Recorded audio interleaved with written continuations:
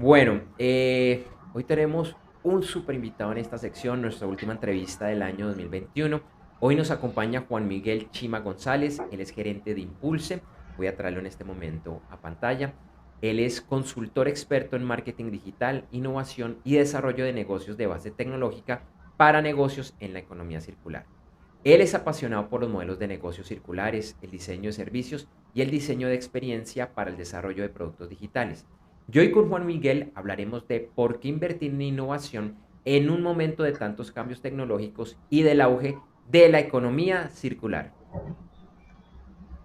Así es, Juan Miguel. Buenos días nuevamente y muchas gracias por aceptar este espacio en este videoblog de Gerentes 360. Y para empezar, nuestra primera pregunta es, ¿cuáles son las principales razones para invertir en innovación? Felipe, Andrés, muy buenos días a todas las personas que nos acompañan a esta hora de la mañana. Felipe, tu pregunta es muy interesante porque muchas veces cuando se habla de innovación, de pronto las áreas estratégicas, la alta gerencia de las compañías, la pueden ver con recelo porque en muchos casos las inversiones en innovación no tienen un retorno en el corto plazo, sino más al mediano y largo plazo. Y muchas veces las compañías están viviendo con unos flujos de caja muy apretados o con otras prioridades de inversión estratégica. Entonces, ¿por qué invertir en innovación? Básicamente porque el mundo está cambiando muy rápido a nivel tecnológico, a nivel de gestión ambiental, sostenibilidad, cambio climático, economía circular. Se están viniendo grandes cambios a nivel de mercados, a nivel político, a nivel social, a nivel tecnológico, a nivel legal. Por ejemplo, desde el 2009, que se firmó el acuerdo por el cambio climático, se han generado en el mundo más de 900 leyes en torno al cambio climático. Y eso ya nos pone sobre la mesa que cada vez vamos a tener más restricciones a nivel legal. A nivel de mercados, los clientes están siendo más exigentes, están pidiendo marcas que sean totalmente responsables con su impacto ambiental y su impacto social. Eso nos implica que tenemos que empezar a cambiar la forma de llegar a los clientes. Adicional, el mundo tecnológico se viene con toda la fuerza para los próximos 5 años. Entramos a analizar temas como el metaverso, como la inteligencia artificial, como el big data, esas tecnologías avanzadas que todavía no han llegado a un nivel de apropiación a nivel empresarial como se proyecta que va a estar. Y eso nos implica que si nosotros como gerentes no empezamos a tomar decisiones de inversión en innovación, anticiparnos para desarrollar nuevos productos, nuevos procesos, nuevos modelos de negocio que sean en su medida disruptivos, o por lo menos nos permitan mantenernos vigentes en nuestra categoría de negocio, va a ser muy difícil que nos sostengamos en el tiempo si no empezamos a invertir. Es mejor empezar a invertir en poquito, empezar a poner el pie en esa dirección, empezar a caminar en esa dirección, empezar a incentivar una cultura de gestión del cambio, de innovación, de proactividad, de creatividad al interior de las empresas, y eso no se logra de la noche a la mañana. Entonces, es mejor empezar en este momento si no hemos empezado. Y yo creo que el camino para por qué invertir en innovación tiene que ver con los resultados que los gerentes y las empresas quieren lograr en su tiempo y en su momento. Felipe, ¿cómo te parece ese esquema de por qué invertir en innovación? Tomo yo te retomo acá. Muy Ok. interesante. Y bueno, realmente para los que nos están viendo en este momento, el empresario, el emprendedor, el directivo, ¿cómo puedo conocer, saber si mi empresa está preparada para todos los cambios que trae esta tecnología y especialmente lo que ahora llaman la cuarta revolución industrial y lo que tú mencionabas, todo este tema del deterioro del medio ambiente? Y de hecho, de pronto para que nos pongan en un contexto para los que no han escuchado, nos cuentes un poquito de qué es esta cuarta revolución industrial. Claro que sí, Andrés. Entonces, yo creo que el ejercicio, primeramente, para ponernos la base sobre cómo estamos parados, cómo estamos preparados para asumir estos cambios tecnológicos, siempre va a ser un autodiagnóstico.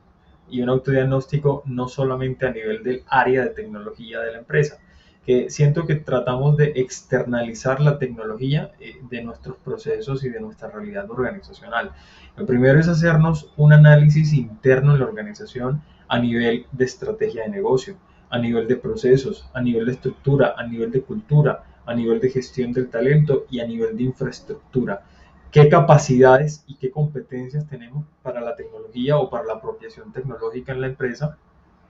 Y luego hacer el análisis externo, ¿cierto? Nuestro mercado, nuestros clientes, nuestro segmento empresarial, qué avances tecnológicos está teniendo y yo como empresa qué capacidades tengo también de asumir esas tendencias que se están dando en nuestro mercado.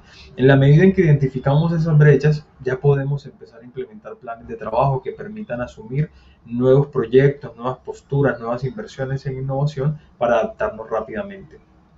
La cuarta revolución industrial se podría decir que está arrancando apenas. Y está arrancando porque presupone la apropiación de tecnologías avanzadas, que viene siendo la inteligencia artificial, el big data, el blockchain, que viene siendo el ejercicio de cloud computing. Y en gran medida la gestión de la información en las compañías empieza a cambiar. Cuando hablamos de transformación digital, que está muy asociada a la cuarta revolución industrial, básicamente podemos analizar tres grandes grupos o tres grandes categorías de trabajo. Y la primera tiene que ver con la relación del cliente, cómo nosotros empezamos a desarrollar una nueva relación con nuestros clientes o una nueva experiencia con el cliente que está mediada por estos canales y estas tecnologías. El segundo gran campo tiene que ver con la capacidad que tenemos de digitalizar nuestros procesos internos. En gran medida se pueden utilizar bots para generar todo el proceso de automatización de procesos que son muy operativos y que en cierta manera nos generan reprocesos o consumimos muchos recursos de tiempo en nuestro equipo de trabajo que pueden ser fácilmente resueltas por un proceso más automatizado. O el acceso a la información. También nos implica que la información esté disponible, esté en la nube, sea asequible, esté segura y en cierta forma tenga unos niveles de acceso según los diferentes roles en la organización. Y el tercer gran campo de trabajo tiene que ver con los modelos de negocio digitales o modelos de negocio nativos y ya vemos a grandes marcas que están dando el paso en esa dirección. Por ejemplo, Nike. Nike recientemente compró una empresa de zapatos que se caracteriza porque sus zapatos tienen NFT o Non-Fungible Tokens que hacen parte de la tecnología blockchain y que es un nuevo formato para crear objetos digitales en el metaverso o los diferentes metaversos que se puedan crear. Entonces, cuando ya empezamos a hablar de metaversos, empezamos a hablar de objetos digitales, empezamos a hablar de interacciones, y vean que precisamente Mark Zuckerberg hace muy poco lanza la nueva visión de Meta como compañía, y en esa visión el metaverso de Facebook empieza a tomar un protagonismo en lo que va a pasar con las redes sociales en los próximos años, en la forma como creamos el contenido, en la forma como interactuamos con los clientes, en la forma como vendemos nuestros productos y servicios. Y entonces ahí presupone la pregunta que Andrés me hace en este momento y es cómo nos preparamos para esa cuarta revolución industrial. Pues básicamente haciéndonos un autodiagnóstico y segundo, teniendo la posibilidad de visualizar hacia dónde va nuestro sector, nuestro segmento de mercado para dar esos pasos de forma anticipada. Porque los cambios culturales, la apropiación tecnológica, los procesos de inversión y el retorno de esas inversiones toma su tiempo. En la medida en que las tecnologías se maduran, logran un nivel de apropiamiento o de apropiación en los diferentes segmentos de mercado y en los diferentes sectores industriales, y eso nos va a permitir que si empezamos ya, cuando llegue esa tecnología a una madurez, nos va a permitir también estar en la cima y no apenas arrancando. Andrés, yo creo que esas son las recomendaciones que podría hacerles a los gerentes en todos los niveles directivos para que se puedan anticipar también a esos cambios que se vienen, ¿cierto? Felipe. Interesantísimo, Juan Miguel, pero a ver, yo te hago, hay otra inquietud muy importante, es la siguiente, con el tema de la pandemia, con todo esto que nos ha obligado a redireccionar nuestros negocios, a entender los negocios de forma distinta, a vender distinto, a empezar a apropiarnos de tecnologías que muy seguramente podrían o debían estar presupuestadas dentro del crecimiento del negocio, pero jamás nos imaginamos que nos tocaba hacerlo de forma apresurada.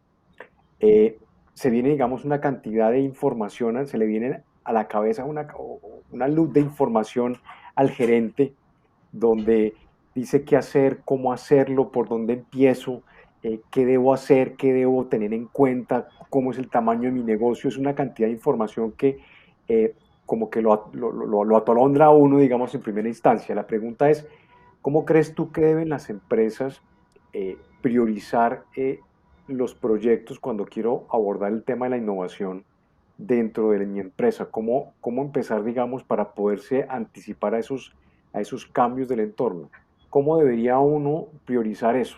¿Cómo crees tú que, en tu experiencia, que se debería hacer? Claro que sí, Felipe, qué buena pregunta, ¿sabes? Porque en gran medida las empresas empiezan un ejercicio de planeación estratégica. La formulación estratégica que hacen en las compañías depende en gran medida de ese análisis del entorno y depende en gran medida de la oferta diferenciada de valor, de los activos de la compañía, de las capacidades diferenciales para lograr precisamente unos objetivos y resultados de negocio. Esos objetivos se definen en función de la visión y de la misión de la compañía. Entonces, ¿eso qué nos presupone? Unos horizontes estratégicos o focos estratégicos de desarrollo empresarial. Entonces, cuando nosotros vamos a tomar una decisión de invertir en una serie de proyectos de innovación, lo primero que tenemos que visualizar es qué tan cercano o qué tan lejano está de nuestros horizontes estratégicos de negocio. Y esos horizontes estratégicos de negocio tienen que ver con la visualización hacia dónde va nuestra empresa, hacia dónde va nuestro mercado, hacia dónde va nuestra industria. Porque en efecto, hacia dónde va nuestra industria nos va a permitir identificar dónde están las oportunidades. Hay una gran brecha para poder adoptar la inversión en innovación y tiene que ver con que cuando hay reconversión tecnológica puede ser costosa y no todas las compañías tienen la capacidad de reinversión en una reconversión tecnológica. Ahora bien, hay reconversión tecnológica a nivel de procesos industriales que nos implica equipos especializados o reconversión propiamente de los procesos de transformación de materias primas, pero también hay reconversión tecnológica en cuanto precisamente a la experiencia del cliente y la productividad de los empleados en herramientas digitales que nos facilitan la vida. Entonces, ¿cómo de alguna forma empezar a priorizar? La priorización va a surgir porque en la organización tenemos unos temas que son prioritarios y esos temas tienen que ver con la forma como nuestro equipo de trabajo trabaja, tiene que ver con la forma como nuestra compañía obtiene resultados. Inevitablemente el principal resultado que una empresa tiene que lograr es vender, es generar un valor superior a los clientes para que en ese orden de ideas, no solamente a los clientes, a todos los grupos de interés, para que en esa medida la empresa pueda ser sostenible en el tiempo. Pero para lograr esa generación de valor superior necesitamos conectarnos con esas temáticas prioritarias que nos van a ayudarnos a destacar y diferenciarnos en un mercado que es cada vez más competitivo. Entonces, ¿cómo lograr? Uno, identificar muy bien esas temáticas, identificar dónde están las oportunidades de mejorar un proceso, dónde están las oportunidades de generar ahorros, dónde están las oportunidades de generarle mayor valor a un cliente para que podamos diversificar un producto o una línea de servicio. Y que en ese orden de ideas, cuando diversificamos y atacamos una necesidad específica de un cliente que de pronto con nuestro producto actual no logramos satisfacer, nos da la posibilidad de que empecemos a generar mayor crecimiento en las compañías. Entonces, esas decisiones son las decisiones que nos van abriendo pie para generar esos proyectos de innovación. Normalmente los proyectos de innovación se van a priorizar en función de los resultados que mayor beneficio generan a las compañías en el corto, mediano y largo plazo. Sin embargo, ahora tenemos grandes cambios a nivel de nuestros entornos de negocio.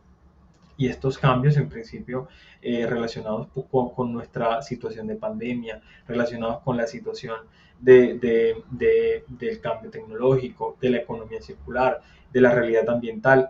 Y Felipe, ya que me comentabas el tema de la pandemia, con la pandemia pasó algo muy importante en las personas, y es que el ritmo de vida cambió, el ritmo de vida bajó, porque ya nos tocó encerrarnos. Muchas personas que se gastaban 2 horas de ida y 2 horas de regreso al trabajo ya no lo hacían. tenían cierto tiempo para lograr otra conexión consigo mismo, con su familia, con sus amigos. Empezamos a relacionarnos de otra forma y surge un concepto muy importante en la vida de las personas que son nuestros clientes y que es el concepto de bienestar. Lo empezamos a asumir desde otra forma y las marcas hoy tienen un gran reto posterior a la pandemia y es empezar a generar asociados a sus productos y servicios ese concepto de cómo el bienestar empieza a generar posibilidades para las personas. Lo vemos, por ejemplo, en los bancos. Hay una gran tendencia de que los clientes tengamos un buen comportamiento económico y ese buen comportamiento económico tiene que ver con la forma como decidimos gastar el dinero. ¿Y por qué los bancos están preocupados? Porque nosotros tomemos una mejor decisión en cuanto a nuestro comportamiento económico, porque tiene que ver con el bienestar de la persona. Si nosotros tenemos un bienestar económico, podremos gastar más en su momento. Y eso nos implica, en cierta manera, cambios estructurales. Entonces, como resumiéndote un poco la historia, o la respuesta propiamente, la pandemia trajo grandes cambios a nivel social, a nivel de interacción, a nivel de relacionamiento. Las marcas están llamadas a relacionarse de otra forma con los clientes y ahí es donde empiezan a identificarse esas oportunidades de innovación, esas oportunidades de repensar nuestros productos, de repensar nuestros procesos, de repensar nuestros modelos de negocio y ya sea o renovar los productos actuales o lanzar nuevos productos y servicios y mejor aún si está mediado por la tecnología. Andrés, Ok, pues un tema muy interesante y quisiera regresar a algo que dijiste en la respuesta anterior y es sobre esta tendencia de los metaversos. Y más allá, bueno, de lo que hemos escuchado en las noticias de Facebook, brevemente, y pues tú que conoces el tema, que nos cuentes un poquito qué son estos metaversos y qué tanto están las empresas y las personas preparadas para estar en dichos metaversos. claro que sí, Andrés. Básicamente los metaversos son universos virtuales o mundos virtuales donde nosotros tendremos la oportunidad de entrar de forma inmersiva a través de un avatar y generar interacciones, generar compras, generar intercambios de valor. Y en ese orden de ideas, un metaverso se construye en la medida en que se crea una experiencia 100% virtual y al punto de que se habla de que podremos tener incluso vidas paralelas. Uno de los grandes precursores de la innovación y de las tendencias tecnológicas, Raymond Kurzweil, justamente uno de los ingenieros en jefe de Google, nos habla de, y que por cierto en Estados Unidos es considerado como el segundo mayor inventor de la historia de Estados Unidos. Él crea un libro, redacta un libro que se llama La Era de la Singularidad. Y esa era de la singularidad nos habla mucho de lo que va a suceder cuando las máquinas tengan la posibilidad de desarrollarse a sí mismas. Aunque parece un cuento de ciencia ficción, gran parte de lo que propone en ese análisis de perspectiva tecnológica se está dando o se ha dado y va en el camino a darse según se están dando las cosas en este momento. Entonces, los metaversos, en cierta forma, terminan siendo un mundo paralelo, un mundo virtual, donde las marcas van a entrar, donde las personas van a entrar y nos vamos a empezar a relacionar de forma 100% virtual, con gafas de realidad virtual, con realidad aumentada. Y el concepto de inmersión digital se vuelve mucho más importante. Inmersión que implica, en cierta forma, que el mundo físico y el mundo virtual empiezan a difuminar esa línea. Tiene grandes retos, tiene grandes retos a nivel social, eh, porque se proyecta incluso que las personas trabajen en el mundo virtual, trabajen, asistan a la oficina, asistan a una reunión en Google Meet, en el metaverso, cada uno con su avatar. Marcas como Adidas han creado sus propios metaversos en este momento para que las personas empiecen a interactuar en ese mundo virtual y en este momento hay una gran tendencia a los objetos digitales que se van a consumir o que se van a intercambiar en este metaverso. Todavía hay mucha incertidumbre, hay mucha especulación frente a cómo van a ser los procesos de apropiación y adopción tecnológica, cómo va a ser ese cambio frente a los procesos de marketing, creación de contenidos, creación de productos, porque por ejemplo marcas como Gucci están creando ropa virtual para que las personas puedan utilizar en el metaverso y cuestan mucho dinero. Entonces, en ese orden de ideas, esto nos presupone repensar completamente la forma como nosotros trabajamos, porque es como si quisiéramos vender nuestros productos, nuestros servicios en otro mundo totalmente distinto. Yo pensaría, Andrés, que la forma de lograr una apropiación o de, en cierta forma, qué se viene o qué tan preparados estamos, que es la pregunta que me hacías, yo pienso que no estamos nada preparados. No estamos absolutamente nada preparados, ni como empresas, ni a nivel de políticas, ni a nivel social. Hay grandes brechas tecnológicas que se van generando con el tiempo y vemos que nuestros papás, señores ya de 65, 70 años, no logran entrar a redes sociales porque no entienden lo que está sucediendo, y los niños o los nativos digitales que tienen menos de 20 años son unos voladores en estos temas, pero que empiezan a generarse brechas generacionales y brechas en cuanto a apropiación tecnológica a nivel social, y esto también dificulta que se puedan apropiar estas tecnologías. Entonces Facebook, Instagram, Meta como tal, está generando todo un tema de formación de públicos, y recientemente Facebook lanzó una campaña de formación en alianza con Platzi en la creación de contenidos inmersivos, y esa campaña de formación Facebook está regalando 1000 becas para que las personas puedan aprender de este tema, y 1000 becas, que esa campaña arranca el 18 de enero, arranca el proceso de formación junto con Platzi. Entonces yo pienso que están apenas dando los primeros pasos, estamos un poco lejos de lograr una apropiación. Yo le pongo al menos 8 o 10 años para que sea una realidad y muy cotidiana para nosotros, pero estamos lejos de esa realidad. Pues Felipe, Juan Miguel, muchas gracias, qué interesante esta charla, toda esta información que nos has compartido. Estoy seguro que a las personas que nos están acompañando les ha sido de mucha utilidad y por lo menos empezar a ver cómo abordar estos temas. Para las personas que quieran saber un poquito más específicamente de los temas que tú tratas, dónde te pueden seguir, dónde te pueden contactar. claro que sí, Felipe. Me pueden contactar en las redes sociales de Impulse, @Impulse, INNPULCE, tanto en Instagram como en Facebook como en LinkedIn, donde frecuentemente montamos contenidos en torno a la economía circular, innovación, marketing y negocios. Y también nos pueden seguir en nuestra página web en www.impulse.com, INNPULCE. Adicional, si están interesados en un proceso de relacionamiento, asesoría, acompañamiento, también me pueden escribir un correo electrónico a juan.chima, chima se escribe CHIMA, @impulse.com. Felipe, básicamente a través de estos medios podemos relacionarnos, podemos encontrarnos y conversar, y a partir de enero tendremos habilitado el canal de YouTube, donde empezaremos a generar contenidos, píldoras, capsulitas que son educativas en torno a estos temas tecnológicos y economía circular, y son capsulitas de 5 minuticos donde podrán aprender de diferentes temáticas. Bueno, pues Juan Miguel, muchísimas gracias. Perdón, un tema muy interesante.